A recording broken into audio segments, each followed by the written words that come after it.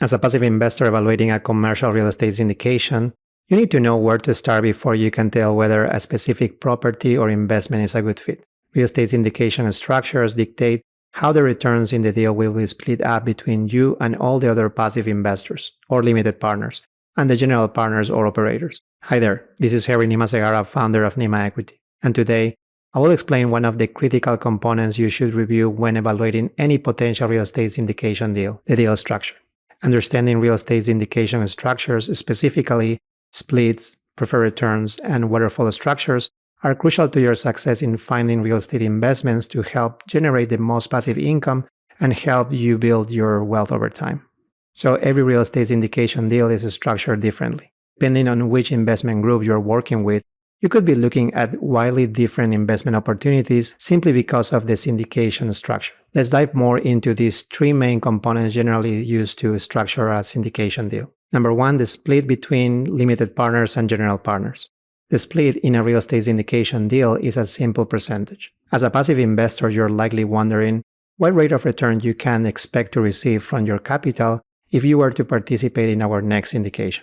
Again, while every deal is different, most often you will see a 70-30 split, with 70% going to the limited partners and 30% going to the general partners as a compensation for their hard work in managing the asset itself. The split structure in a real estate syndication deal considers both cash flow and profits from the sale. During the whole period, the primary proceeds are the cash flow from tenants' rent. 70% of the cash flow goes to the limited partners and 30% to the general partners. Upon the sale of the investment property, the profits are distributed in the same way. Regardless of how the split ratios are structured, they should always add up to 100. While a 70-30 split is the most common, sometimes indicators who are just starting out may offer an 80-20 split to incentivize more prominent institutional investors to invest a more significant capital amount. Number two, preferred returns.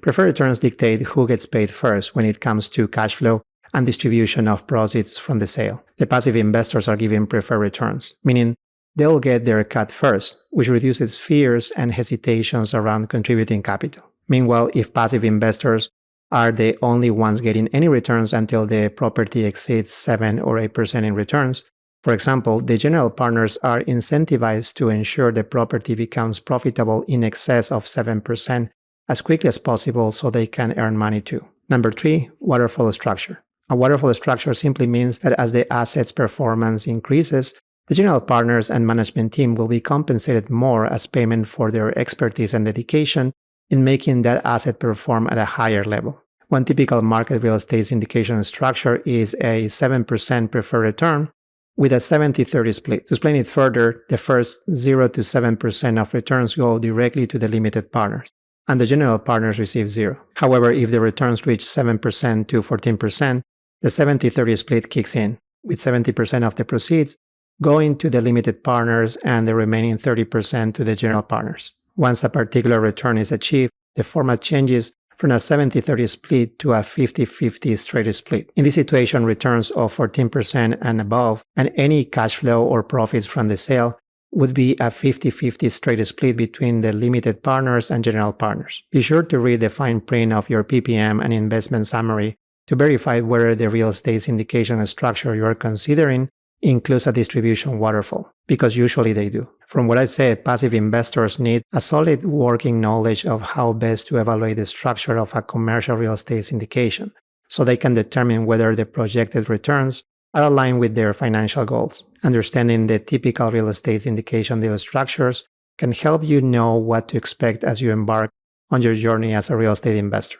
If you're interested in learning more about real estate syndications and how they can help you take advantage of all the benefits of real estate without becoming a landlord, join the Nima Equity Doctors Investing Club today. You'll find the link down below in the description. And finally, if you like this video, hit that like button below, share with a friend or colleague, and be sure to subscribe. I'm Harry Nima Segara with Nima Equity. Thank you so much for watching, and I'll see you again soon.